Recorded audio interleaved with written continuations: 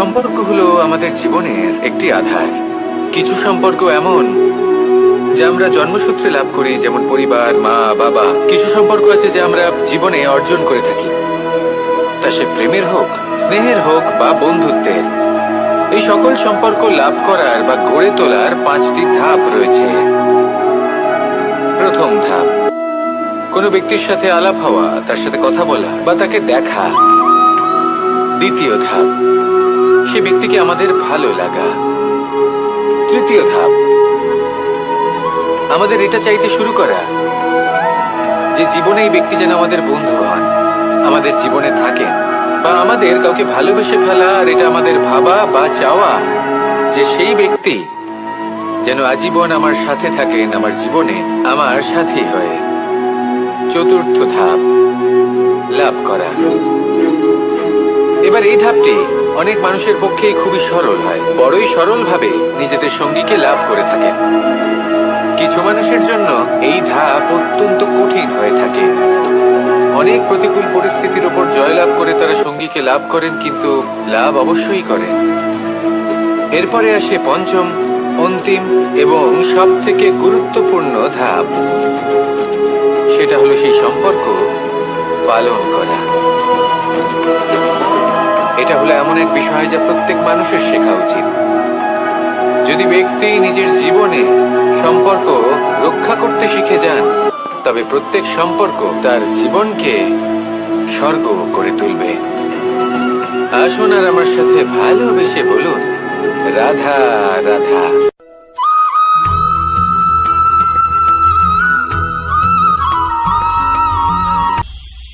এটা হলো ধান গাছ। এর থেকে নষ্ট করে দেবে, কিন্তু নিজে জীবিত থাকবে। এটাই হলো আজকের শিক্ষা। এই সংসারে যদি আপনি নীতির পথে চলতে চান, উচিত কর্ম করতে চান, সংসারকে সেবা করতে চান, তাহলে জংলি ঘাসের মতো ব্যক্তিদের থেকে সবসময় দূরে থাকতে হবে। সেই ব্যক্তি যারা দুর্নীতি এবং মিথ্যা দ্বারা পরিপূর্ণ, যাদের ব্যবহার অশুভ, যাদের অনেক অশুভ গুণ রয়েছে, তারা সঠিক নয়। সেই সকল ব্যক্তি যাদের চরিত্র অত্যন্ত দুষ্ট হয়, তারা হয় শুভ চরিত্রের ব্যক্তিকে একদম নষ্ট করে দেয়, নয় নিজের মতো বানিয়ে তোলে। তাই যদি আপনি নীতির পথে চলতে চান, এই সংসারের জন্য শুভ কর্ম করতে চান, তাহলে সেই সঙ্গ লাভ করুন যে সঙ্গ জ্ঞানে পরিপূর্ণ, যাদের মধ্যে অনেক গুণ আছে, যাদের থেকে প্রতিদিন কিছু শিখতে পারবেন। এমন ব্যক্তির সাথে জীবন অতিবাহিত করুন। দুরাচারীদের থেকে দূরে থাকুন। তবেই এই মন প্রসন্ন হয়ে বলবে, রাধা রাধা।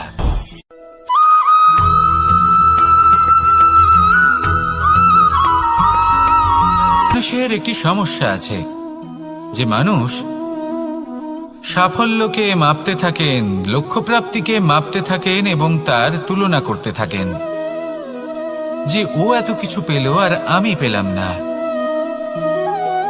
ওর কাছে এত কিছু আছে কিন্তু আমার কাছে নেই। এই তুলনা করার জন্য ওনারা দুঃখী হয়ে পড়েন, নিরাশ হয়ে পড়েন। তাই আমি একটা প্রশ্ন করছি যে এটা কি উচিত? এই সংসারে আপনি কি নিয়ে তুলনা করবেন, যেখানে সূর্যদেব, চন্দ্রমা দুজনেই আছেন, দুজনেই হলেন বিশেষ, দুজনেই নিজ নিজ সময়ে উদিত হন। এদের মধ্যে একজন না থাকলে তাহলে আমাদের জীবন কঠিন হয়ে পড়বে। ঠিক সেইভাবেই আপনি যদি একটা বড় রেখা অঙ্কন করেন, তাহলে অন্য রেখাটি ছোট হয়ে পড়ে না, সে তেমনই থাকে যেমনটা সে ছিল। আপনার অস্তিত্ব কখনো ছোট বা বড় হতে পারে না। শুধু তুলনা করার জন্য আপনার এটা মনে হতে পারে। যদি আপনি যুদ্ধ করতে চান, আপনার তলোয়ারের প্রয়োজন পড়বে। যদি বস্ত্র তৈরি করতে চান, এত বড় তলোয়ার দিয়ে কিছুই হবে না, তখন প্রয়োজন পড়বে একটা ছোট্ট সূচের। তাই তুলনা করবেন না, না নিজেকে ছোট মনে করবেন, না অন্য কাউকে। সবার সাথে সহযোগিতা করুন, আর যদি তুলনা করতেই হয় নিজের সাথে করুন, যে কাল আমি কেমন ব্যক্তি ছিলাম, আজ কি তার থেকে শ্রেষ্ঠ হয়ে উঠতে পেরেছি। ভেবে দেখুন ভবিষ্যতে গিয়ে আপনি কতটা শ্রেষ্ঠ ব্যক্তি হতে পারেন। আসুন আমার সাথে ভালোবেসে বলুন, রাধা রাধা।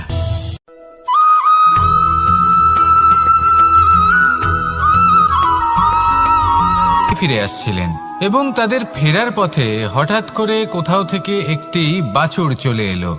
এই দুই বোন ভয়ভীত হয়ে গেলেন আর তাদের হাত থেকে সেই আটা পড়ে গেল, মাটিতে মিশে গেল।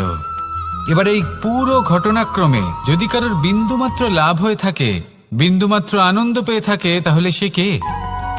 সেই ছোট বোন, যিনি মাঝে মাঝেই গমের দানা তুলছিলেন এবং খাচ্ছিলেন। কিছুটা হলেও উনি আনন্দ লাভ করেছিলেন। এবার এরকমই হলো আমাদের জীবনে ভক্তি এবং ভালোবাসা সংক্রান্ত বিষয়ে। মানুষ নিজের জীবনের দৈনিক কাজে এতটাই ব্যস্ত হয়ে পড়েন, প্রত্যেকদিন শুধু কাজ কাজ কাজ কাজ করতে থাকেন, আর তাতে ভক্তি এবং ভালোবাসার জন্য সময় বার করতেই পারেন না। দেখুন, জীবনে ভক্তি আর প্রেমের এই যে ছোট ছোট মুহূর্ত আছে, এগুলো যদি আপনি যাপন করতে পারেন তাহলে তাতেই আপনি তৃপ্তি লাভ করবেন। বাকি সবই আপনার ব্যর্থ বলেই মনে হবে। জীবনে যখনই আপনি কোনো কাজ করবেন, ঈশ্বরের প্রতি সমর্পিত হয়ে সেই কাজ করুন। আর যখনই সময় পাবেন, তাহলে সেই সময় নিজের আপনজনদের দিন। যাদের আপনি ভালোবাসেন তাদের প্রতি যত্নবান হন, তাদের শুভাকাঙ্ক্ষী হন।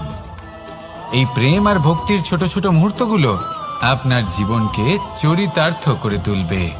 আসুন আমার সাথে ভালোবেসে বলুন, রাধা রাধা।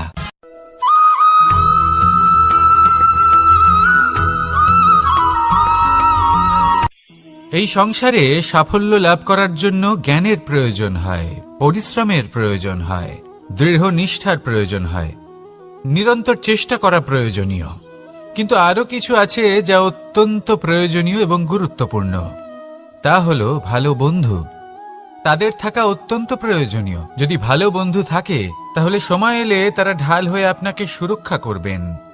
সময় এলে অস্ত্রের মতো শত্রুকে সংহারও করবেন।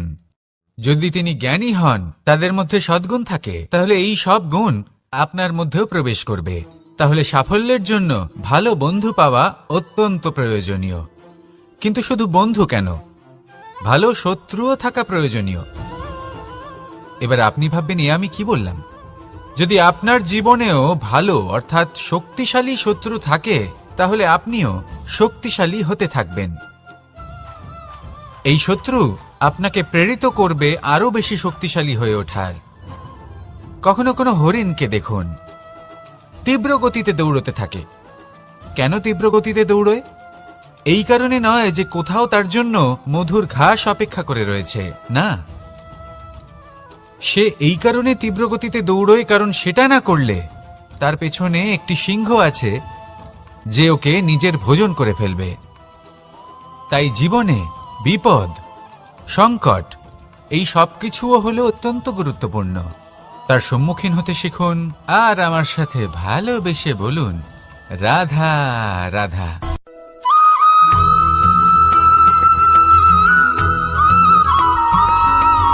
জীবনে অগ্রসর হওয়ার জন্য আমাদের ভিন্ন মানুষ ভিন্ন ভিন্ন বিকল্প চয়ন করে। যদি আমি আপনাকে বলি, তাহলে জয় আর পরাজয়ের মন্ত্র দুটো শব্দের উপর নির্ভর করে, মেনে নেওয়া আর দৃঢ় হওয়া। যদি মেনে নেন, তাহলে হেরে যাবেন। যদি দৃঢ় হন, তাহলে নিশ্চিত রূপে জয়ী হবেন। যদি কখনো আপনি ক্লান্ত হয়ে ওঠেন, আপনি দুঃখী হন, পুরোপুরি ভেঙে পড়েছেন, তখন মেনে নেবেন না যে আপনি ভেঙে পড়েছেন, নয়তো হেরে যাবেন। তখন উল্টে স্থির করবেন যে যাই হয়ে যাক না কেন, আমি জয়ী হবই।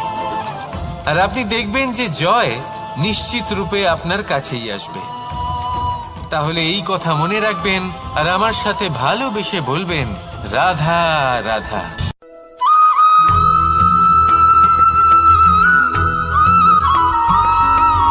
জীবনে যখন কোনো ব্যক্তি নিজের লক্ষ্য প্রাপ্তির জন্য নিরন্তর পরিশ্রম করতে থাকেন, চেষ্টা করতে থাকেন, তখন তিনি কষ্ট অনুভব করেন। কখনো শারীরিক কষ্ট, কখনো মানসিক কষ্ট। এবার উনি এটা ভাবতে থাকেন যে আমি কি উচিত করছি নাকি অনুচিত করছি। কারণ অন্যদিকে এমন একজন ব্যক্তিও আছেন যিনি একদমই পরিশ্রম চেষ্টা করছেন না। তিনি মদিরা পান করেন, বিলাসিতায় জীবন কাটান, অলস প্রকৃতির হয়ে ওঠেন, নিদ্রাতে বিলীন হয়ে থাকেন আর ভাবেন যে তিনি সুখ লাভ করছেন। কিন্তু এরকম কেন হয়? কারণ যখন আমরা সৎ পথে থাকি, উচিত পথে চলি, লক্ষ্য প্রাপ্ত করার জন্য চেষ্টা করতে থাকি, তখন আমাদের ভেতরে থাকা নেতিবাচক শক্তি এবং পাপ এই দেহকে ত্যাগ করে দেয়। আর এই অনুভূতিটাই আমাদের দুঃখের অনুভূতি দেয়, কষ্ট দেয়। এবার সেখানে যদি আমরা কুপথে চলি, অনুচিত পথে চলতে থাকি, তাহলে আমাদের ভেতরে থাকা পুণ্য এবং ধনাত্মক শক্তি আমাদের দেহ ত্যাগ করে দেয়। আর এই অনুভূতির কারণেই আমরা সুখ অনুভব করি। কিন্তু কখনো ভাববেন যে এই সুখ বেশি সময় পর্যন্ত থাকে না। সেই জন্য সবসময় মনে রাখবেন, যদি আপনি জানেন যে এটাই আপনার লক্ষ্য, এটাই উচিত পথ, শুভ পথ, তাতে নিরন্তরভাবে এগিয়ে যেতে চেষ্টা করতে থাকুন। এই কষ্ট আপনাকে সুখের পরাকাষ্ঠায় কখন পৌঁছে দেবে তা আপনি জানতেই পারবেন না। আসুন আমার সাথে ভালোবেসে বলুন, রাধা রাধা।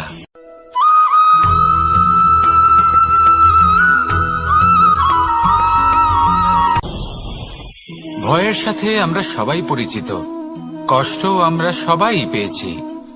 কখনো কখনো আমরা অসুস্থ হয়ে পড়ি, আর এমন সময় হলে মাতার মমতা, কখনো বাবার স্নেহ, কখনো বন্ধুদের পাশে থাকার অনুভূতি আমাদের রোগ নিরাময়ে সাহায্য করে।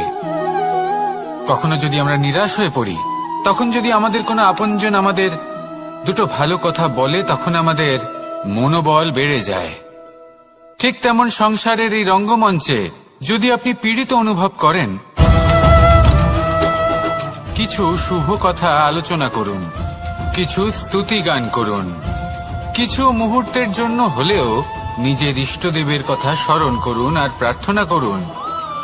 সাহস বাড়বে, শক্তিও বৃদ্ধি পাবে এবং সামনে এগিয়ে চলার পথও দেখতে পাবেন। তখন এই মন প্রসন্ন হয়ে বলবে, রাধা রাধা।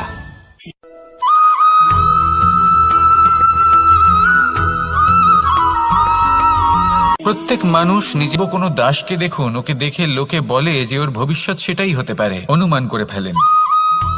আর এই রাজাকে দেখুন, উনি তো কত সুখী হবেন, উনি তো জগতের সব থেকে অধিক সুখী মানুষ, কত সুখ সুবিধা আছে ওনার কাছে, ধারণা করে ফেলেন। তবে সত্য তো এটাই যে কারোর ব্যক্তিত্বের বিষয়ে, তাদের ভবিষ্যতের বিষয়ে আপনি পূর্ণ সত্য কখনোই বলতে পারবেন না, শুধু অনুমান করতে পারবেন। আর এই অনুমান করে সত্যি কোনো লাভ হয় না, কারণ এই কাল সেটা হলো অত্যন্ত শক্তিশালী। কালো থেকে কালোতর কয়লাকেও হীরেতে পরিণত করতে পারে, অনেক বড় বড় রাজাকেও বিদূষক বানিয়ে ফেলতে পারে এক মুহূর্তেই। তাহলে আপনি অনুমান করে কি লাভ? কি পেলেন অনুমান করে?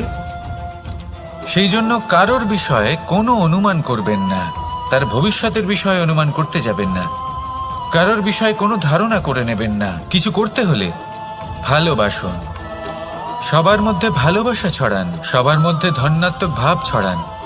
এই মন প্রসন্ন হয়ে বলবে, রাধা রাধা।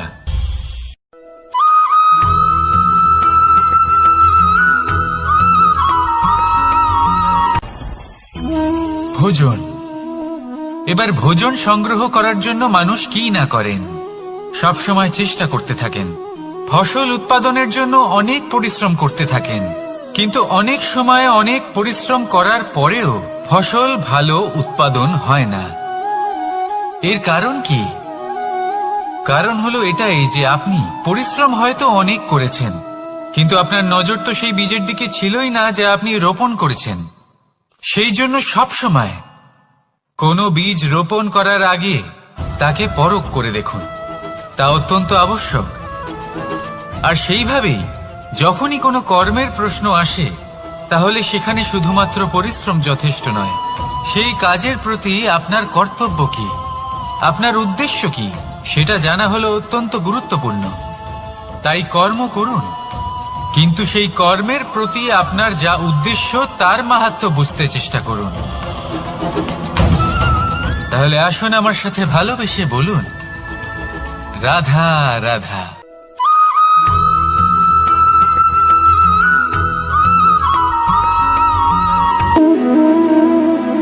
সম্পর্ক হলো আমাদের জীবনের একটি আধার।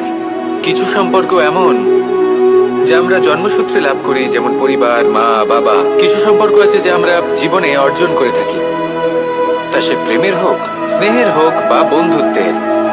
এই সকল সম্পর্ক লাভ করার বা গড়ে তোলার 5টি ধাপ রয়েছে। প্রথম ধাপ, কোনো ব্যক্তির সাথে আলাপ হওয়া, তার সাথে কথা বলা বা তাকে দেখা। দ্বিতীয় ধাপ, সে ব্যক্তিকে আমাদের ভালো লাগা। তৃতীয় ধাপ, আমাদের এটা চাইতে শুরু করা যে জীবনে এই ব্যক্তি যেন আমাদের বন্ধু হন, আমাদের জীবনে থাকেন, বা আমাদের কাউকে ভালোবেসে ফেলা আর এটা আমাদের ভাবা বা চাওয়া যে সেই ব্যক্তি যেন আজীবন আমার সাথে থাকেন, আমার জীবনে আমার সাথী হয়ে। চতুর্থ ধাপ, লাভ করা। এবার এই ধাপটি অনেক মানুষের পক্ষেই খুবই সরল হয়, বড়ই সরলভাবে নিজেদের সঙ্গীকে লাভ করে থাকে। কিছু মানুষের জন্য এই ধাপ অত্যন্ত কঠিন হয়ে থাকে। অনেক প্রতিকূল পরিস্থিতির উপর জয়লাভ করে তারা সঙ্গীকে লাভ করেন, কিন্তু লাভ অবশ্যই করেন। এরপরে আসে পঞ্চম, অন্তিম এবং সব থেকে গুরুত্বপূর্ণ ধাপ। সেটা হলো সেই সম্পর্ক পালন করা। এটা হলো এমন এক বিষয় যা প্রত্যেক মানুষের শেখা উচিত। যদি ব্যক্তি নিজের জীবনে সম্পর্ক রক্ষা করতে শিখে যান, তবে প্রত্যেক সম্পর্ক তার জীবনকে স্বর্গ করে তুলবে। আসুন আর আমার সাথে ভালোবেসে বলুন, রাধা রাধা।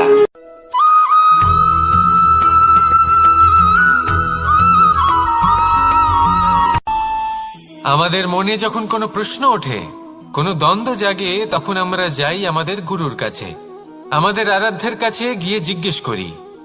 এইভাবেই একদিন আমি পৌঁছলাম আমার আরাধ্যের কাছে, আমার মহাদেবের কাছে, আর ওনাকে প্রশ্ন করলাম যে মহাদেব, জীবনে আনন্দ পাওয়ার, উৎসব পালনের, প্রেম ভাগ করে নেবার, জীবনকে উপভোগ করে নেওয়ার সর্বশ্রেষ্ঠ সময় কোনটা? মহাদেব হাসলেন আর উনি বললেন, জীবনে উৎসব পালনের সব থেকে শ্রেষ্ঠ দিন হলো মৃত্যুর ঠিক আগের দিনটা। প্রেম ভাগ করে নেওয়ার সব থেকে শ্রেষ্ঠ মুহূর্ত হলো মৃত্যুর ঠিক আগের মুহূর্ত। জীবনকে উপভোগ করে নেওয়ার সর্বশ্রেষ্ঠ প্রহর হলো মৃত্যুর 1 প্রহর পূর্বে। তখন আমি চমকে গেলাম। আমি বললাম, কিন্তু মহাদেব, মৃত্যু তো অনিশ্চিত, আমরা জানিও না কবে আমাদের মৃত্যু হবে।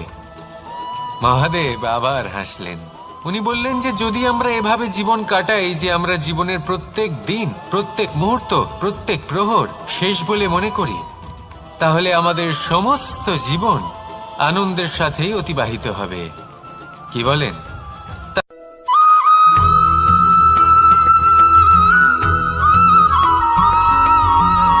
এইসব বেশি গুরুত্ব থাকে না, কিন্তু যখন অসংখ্য পাথরের টুকরো একত্রিত হয় তখন তা পর্বতের আকার ধারণ করে।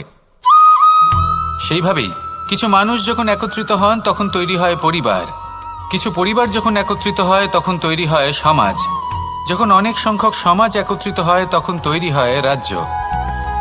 এবার এই রাজ্যের সব থেকে গুরুত্বপূর্ণ ব্যক্তি হতে পারেন রাজা, কিন্তু তাও সেই রাজা একা কিছু করতে পারেন না। যুদ্ধ লড়ার সময় তারও নিজের সৈন্যদলকে প্রয়োজন পড়ে। কিন্তু এই সংসারে এমন একজন ব্যক্তি আছেন যিনি একাই সব কাজ করতে থাকেন, এবং সেই ব্যক্তি হলেন মা।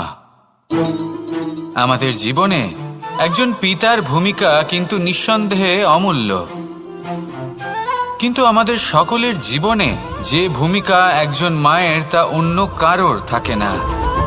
একজন মা একাই সন্তানকে বড় করতে পারেন, সংস্কারী করে তুলতে পারেন, তার জন্য পরিশ্রম করেন, আর এত কিছু কাজ করার পরেও তার কাজের জন্য তিনি প্রশংসা অবশ্য পান না। উল্টে যদি সেই সন্তান অনুচিত পথে চালিত হয়, অনুচিত কর্ম করে, তখন সেই মাকেই অপবাদের পাত্র হয়ে উঠতে হয়। আমাদের জীবনে মায়ের যোগদান কতটা সেটা বুঝুন।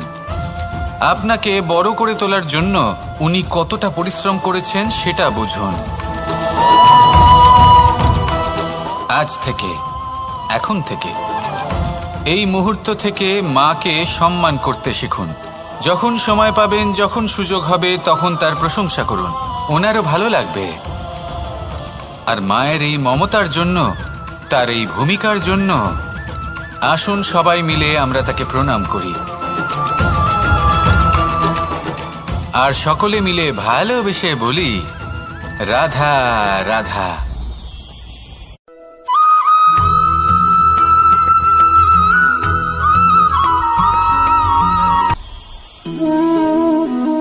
শক্তি এক অত্যন্ত বিচিত্র বস্তু, বা বলতে পারেন অনুভূতি।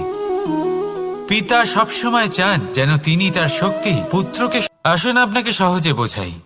যদি আপনি সুপাত্র হন আর আপনাকে শক্তি দেওয়া হয়, তাহলে আপনি সেই শক্তির গুরুত্ব বুঝবেন, কোথায় সেই শক্তি প্রয়োগ করা উচিত সেটা বুঝবেন।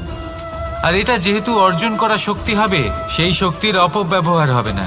কিন্তু যদি এই আপনি কুপাত্র হন আর যদি আপনাকে এই শক্তি দেওয়া হয়, তাহলে কি হবে? দেখতে গেলে এই শক্তি আপনি দান হিসেবে পেয়েছেন, তাই না আপনি এই শক্তির গুরুত্ব বুঝবেন আর না এর প্রয়োগ আপনি জানবেন। তার অপব্যবহার হওয়া সুনিশ্চিত। তাই যদি আপনি কোনো শক্তি অর্জন করতে চান, তাহলে আগে তার যোগ্য হয়ে উঠুন। পুত্র নয়, পাত্র হয়ে উঠুন। আর আমার সাথে ভালোবেসে বলুন, রাধা রাধা।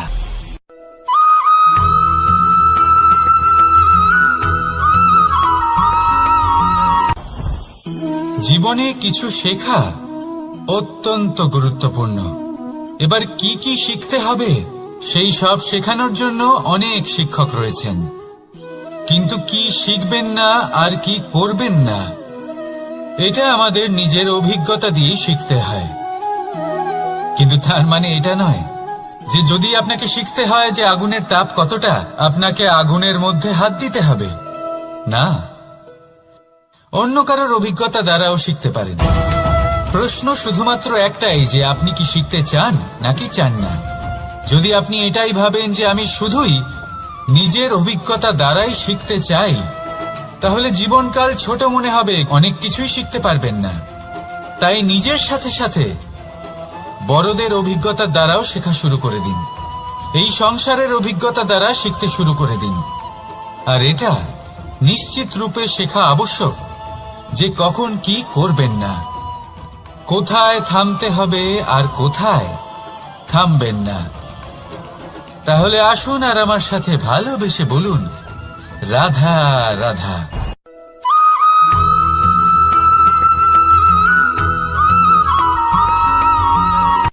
সূচের শেষে একটি ছিদ্র থাকে যার দ্বারা আমরা এই সুতো পরাতে পারি, আর তারপর সূচের সাহায্যে এই সুতো দিয়ে বস্ত্র সেলাই করা যায়।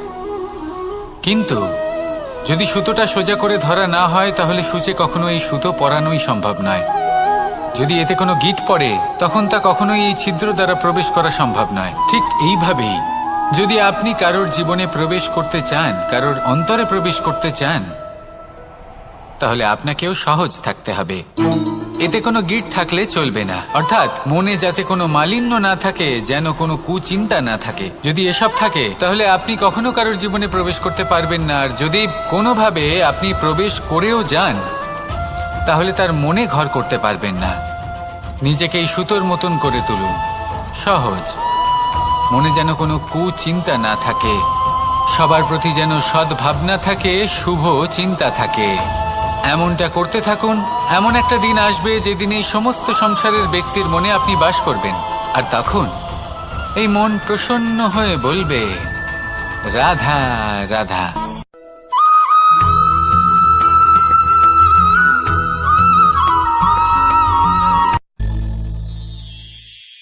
শিশিরের বিন্দু পাতার ওপর পড়ে আর তার গায়ে লেগে থাকে। পাতা তাকে শুষে নিতে পারে না, আর শেষ পর্যন্ত সে ঝরে পড়ে যায়। অন্যদিকে রয়েছে মেঘ এবং চাতক। এদের মধ্যে অনেক দূরত্ব থাকে। মেঘ থাকে আকাশে আর চাতক থাকে ধরিত্রীতে। কিন্তু যখন এই মেঘ থেকে বৃষ্টি ঝরে পড়ে, এই চাতক কিন্তু সেই জলই পান করে, নয়তো সে তৃষ্ণার্ত থেকে যায়। এবার অন্যদিকে দেখলাম শিশির বিন্দু আর পাতার এই সম্পর্ক, এরা খুব কাছাকাছি থাকে, ঘনিষ্ঠও থাকে। অন্যদিকে রয়েছে মেঘ এবং চাতকের সম্পর্ক, যাদের মধ্যে অনেক দূরত্ব থাকা সত্ত্বেও তারা খুব ঘনিষ্ঠ, তাই না? এই সারমর্ম খুব সরল। এই নৈকট্য, এই দূরত্ব, তা আপনার সম্পর্কে প্রভাব কিছুতেই ফেলতে পারে না। এই নৈকট্য, এই দূরত্ব, এইসব হলো শুধুমাত্র মনের ব্যাপার। কখনো আপনি অনুভব করেছেন আপনি কারোর থেকে অনেক অনেক দূরে আছেন, অনেক দূরে আছেন, তাও সেই ব্যক্তির প্রতি আপনি টান অনুভব করেন। সেখানে আপনি কারোর সাথে প্রত্যেক দিন অতিবাহিত করেন, সমস্ত জীবন অতিবাহিত করেন, সব থেকে বেশি সময় তার সাথে অতিবাহিত করেন, তাও তার প্রতি সেই টান অনুভব করেন না। এই সংকেত হলো মনের দূরত্বের। তাহলে মনের এই দূরত্ব দূর করুন আর আমার সাথে।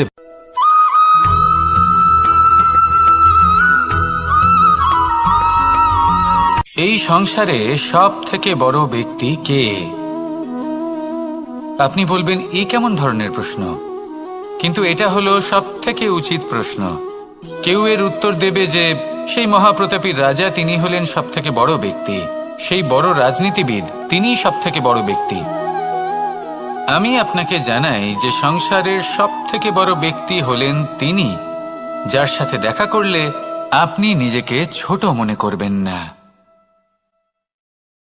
কোনো ব্যক্তি যিনি সব থেকে বেশি শক্তিশালী, আপনি যদি তার সামনে যান তাহলে উনি আপনার অন্তরের শক্তিকে বাইরে বের করে আনবে, আপনার অন্তরের লুকিয়ে থাকা শক্তিকে জাগ্রত করতে প্রেরণা প্রদান করবে।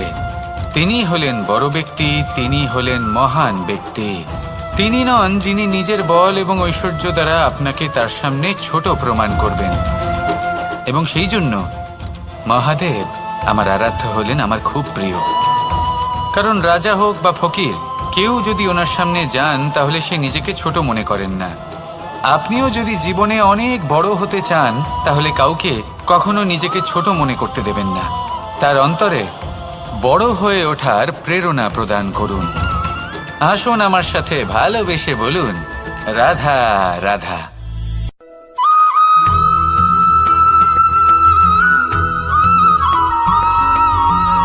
চোখে দেখুন, যখন এই উপবনের নির্মাণ হয়েছিল সেই সময় যদি এই মাটিকে সঠিকভাবে খনন না করা হতো, যদি তাতে সঠিকভাবে বীজ রোপণ না করা হতো, যদি কোনো সংঘর্ষ না হতো, পরিশ্রম না করা হতো, যদি চলতে চলতে পায়ে কাঁটা না বিঁধে যেত, তাহলে এই সুন্দর বন দেখে আমরা কি এই আনন্দ লাভ করতে পারতাম? কখনোই নয়। ধরুন কোনো নদীর তটে সুন্দর একটি বন আছে, সেই বনের আনন্দ লাভ করতে গেলে আপনাকে সেই নদী পার করতেই হবে। যদি সুখের নদীর কাছে পৌঁছতে চান তাহলে তটে যে কাঁটা রয়েছে সেগুলোর সাথে সংঘর্ষ করতেই হবে। এই সংসারে যদি আপনি সুখ লাভ করতে চান তাহলে সুখ লাভের এই যাত্রা শুরু করতে হবে সংঘর্ষ দ্বারা।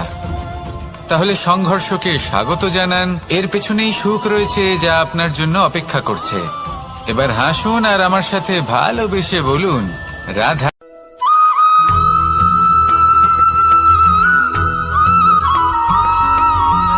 এই সংসারে সব থেকে বড় ব্যক্তি কে?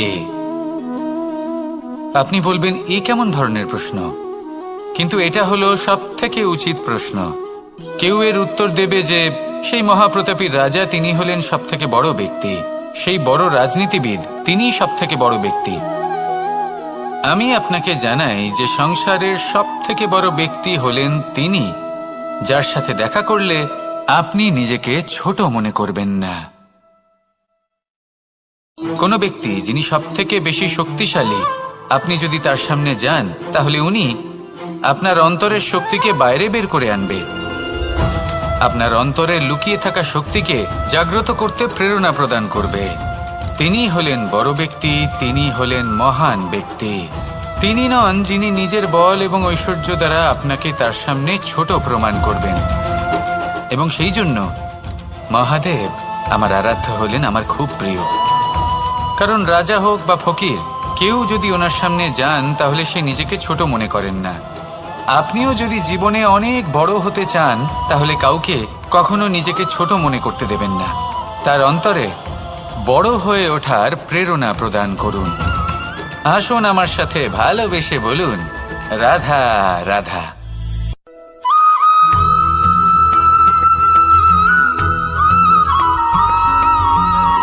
পুরুষার্থ। শাস্ত্রে 4 ধরনের পুরুষার্থের কথা বলা হয়েছে। প্রথম হলো ধর্ম। আপনি কি জানেন এই ধর্ম আসলে কি? আপনার কি মনে হয় ধর্ম আসলে কি? কোনো বিশেষ ঈশ্বরকে মানাই কি ধর্ম বলা হয়? নাকি কোনো বিশেষ রীতি পালন করাই হলো ধর্ম? নাকি কোনো বিশেষ সাহিত্যকে সর্বশ্রেষ্ঠ মনে করাই হলো ধর্ম? না, ধর্ম হলো সেটা যাকে ধারণ করা যেতে পারে। আর ধারণ শুধু সেটাই করা যায় যা পবিত্র। পবিত্র শুধু তাকেই বলা হয় যা নিঃস্বার্থ, যার মধ্যে শাসন করার কোনো ইচ্ছে নেই, যা সরলভাবেই প্রবাহমান, জল এবং বায়ুর মতো। যখন কোনো ব্যক্তি ধর্মকে ধারণ করেন এবং সেই ধর্ম সেই ব্যক্তিকে রক্ষা করে, তখন তাকে ধর্ম বলা হয়। ধর্ম যা রক্ষা করে অহংকার থেকে, খারাপ চিন্তার হাত থেকে। সেই জন্য পুরুষার্থ গড়ে তোলার আগে, ধর্ম পালন করার আগে ধর্মের প্রকৃত অর্থ কি সেটা বুঝে নিন। এটা জেনে রাখুন যে সমস্ত ধর্মের আধার, সমস্ত ধর্মের ভিত শুধুমাত্র ভালোবাসা। আসুন আর এই ভালোবাসার সাথেই বলুন, রাধা রাধা।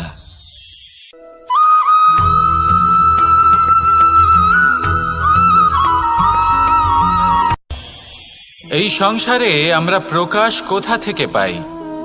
এর উত্তর বড়ই সরল। ভোরে যখন সূর্যোদয় হয় তখন প্রকাশের কিরণ আমাদের ঘরে এসে পৌঁছয়। এইভাবেই আমরা প্রকাশ লাভ করি। এবার এই প্রকাশের আলোতেই আমরা সারাদিনের কাজ সম্পন্ন করি। সন্ধে হয়ে যায়, সূর্যাস্তও হয়ে যায়। আর আমাদের ঘর যাতে অন্ধকার না হয় তার জন্য আমরা একটা প্রদীপ প্রজ্বলিত করি। এটাই ঘটে আমাদের জীবনেও। এবার প্রবাহমান আয়ুর সাথে আমরা আমাদের অন্তরে যদি একটা প্রদীপ প্রজ্বলিত করে নিই, তাহলে বিষয়টাই অন্যরকম হবে। এবার আপনি বলবেন কোন প্রকাশের কথা বলছি যা আমাদের অন্তরে জাগ্রত করা সম্ভব? আমাদের আত্মার মাঝে প্রেমের প্রকাশ জাগ্রত করার কথা বলছি। কারণ আমাদের এই জীবন এও হলো দিনের আলোর মতো। আজ প্রকাশ আছে, কিন্তু কোনোদিন অবশ্যই অস্ত হবে। কিন্তু অস্ত হবার আগে যদি আমরা আমাদের আত্মার মাঝে প্রেমের এই প্রকাশ উজ্জ্বলিত করে নিই, তাহলে আমাদের সন্ধ্যাকালও আমরা আনন্দে এবং প্রেমে যাপন করব। তাহলে আসুন আর আমার সাথে ভালোবেসে বলুন, রাধা রাধা।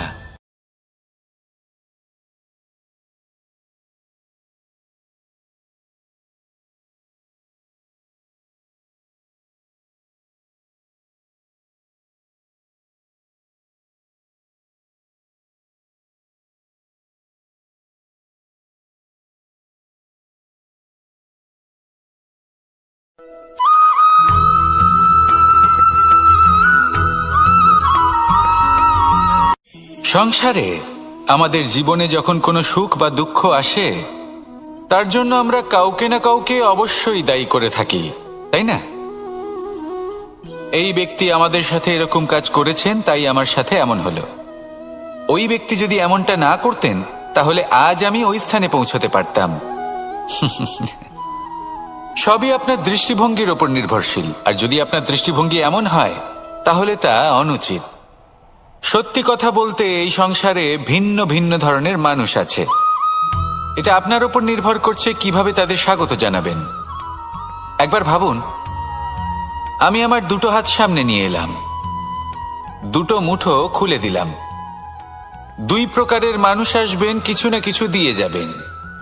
এই মুঠো যদি আমি বন্ধ করে দিই, তাহলে না কেউ আমাকে কিছু দিতে পারবে, না আমার কিছু যাবে আসবে। নিশ্চয়ই বুঝতে পারছেন এই দুই ধরনের ব্যক্তি কারা এবং তারা কি দিয়ে যান। আমি যদি নিজের মুঠো খুলে দিই, তাহলে কিছু ভালো মানুষ আসবেন, আমাকে আনন্দ, সন্তুষ্টি, জ্ঞান প্রদান করে যাবেন, ভালো অভিজ্ঞতা দিয়ে যাবেন। কোনো খারাপ ব্যক্তি যদি আসেন তাহলে তিনিও খারাপ অভিজ্ঞতা দেবেন, যার থেকে আমি শিক্ষা লাভ করব। এই সব কিছু আমি লাভ করতে পারি। মুঠো যদি বন্ধ করে রাখি তাহলে আমি কিছুই পাবো না। দেখুন, এই সংসারে প্রত্যেকের জীবনে এইরকম, প্রত্যেকের জীবনে সবকিছুই আছে, ভালো খারাপ দুই মানুষই আছে, ভালো অভিজ্ঞতা আছে, খারাপ অভিজ্ঞতা আছে। নির্ভর করছে আপনার উপর যে আপনি কি করবেন, এনাদের স্বাগত কিভাবে জানাবেন, কার থেকে কি বুঝবেন, কি শিখতে পারবেন, আর কোন দৃষ্টিভঙ্গি নিয়ে অগ্রসর হবেন। এটাই নির্ধারণ করবে যে আপনার জীবন কেমন হবে। আসুন আমার সাথে ভালোবেসে বলুন, রাধা রাধা।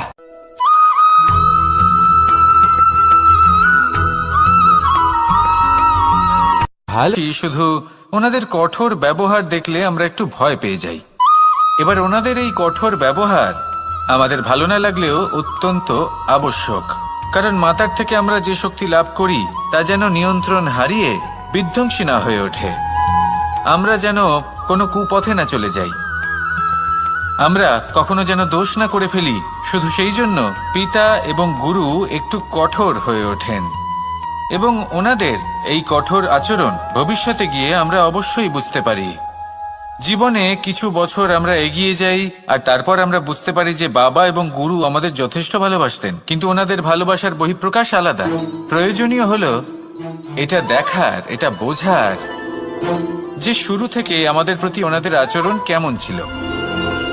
ওনাদের কঠোর হওয়ার পেছনে ওনাদের ভালোবাসাটা বোঝার চেষ্টা করুন, ওনাদের চিন্তাটা বোঝার চেষ্টা করুন, ওনাদের পথপ্রদর্শনের আড়ালে আপনার ভবিষ্যতের জন্য যে পরিকল্পনা ওনারা করেছেন সেটা বোঝার চেষ্টা করুন।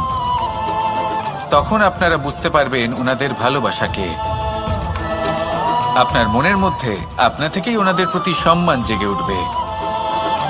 নিজের পিতা এবং নিজের গুরু এই দুজনের প্রতি কৃতজ্ঞতা প্রকাশ করুন আর আমার সাথে ভালোবেসে বলুন, রাধা রাধা।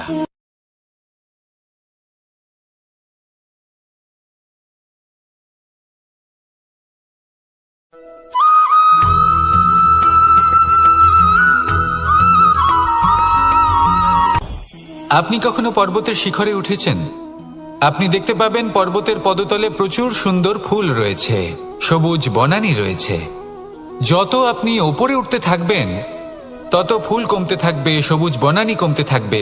আরো কিছুটা ওপরে উঠলে কাঁটা জাতীয় গাছ দেখতে পাবেন, শুকনো গাছ দেখতে পাবেন। আরো যদি ওপরে ওঠেন তাহলে পাষাণ দেখতে পাবেন। আরো ওপরে উঠলে হিমখণ্ড দেখতে পাবেন। এই যে পর্বত, তা মনুষ্য জীবনের সবথেকে উত্তম উদাহরণ।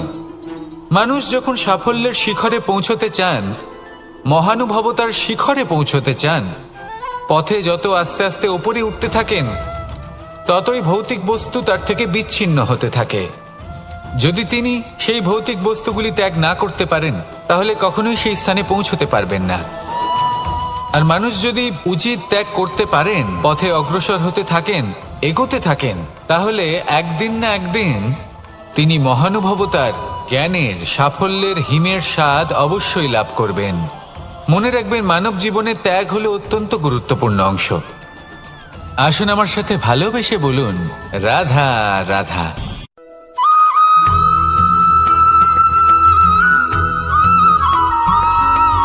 মানুষের একটি সমস্যা আছে যে মানুষ সাফল্যকে মাপতে থাকেন, লক্ষ্যপ্রাপ্তিকে মাপতে থাকেন এবং তার তুলনা করতে থাকেন যে ও এত কিছু পেল আর আমি পেলাম না, ওর কাছে এত কিছু আছে কিন্তু আমার কাছে নেই। এই তুলনা করার জন্য ওনারা দুঃখী হয়ে পড়েন, নিরাশ হয়ে পড়েন। তাই আমি একটা প্রশ্ন করছি যে এটা কি উচিত?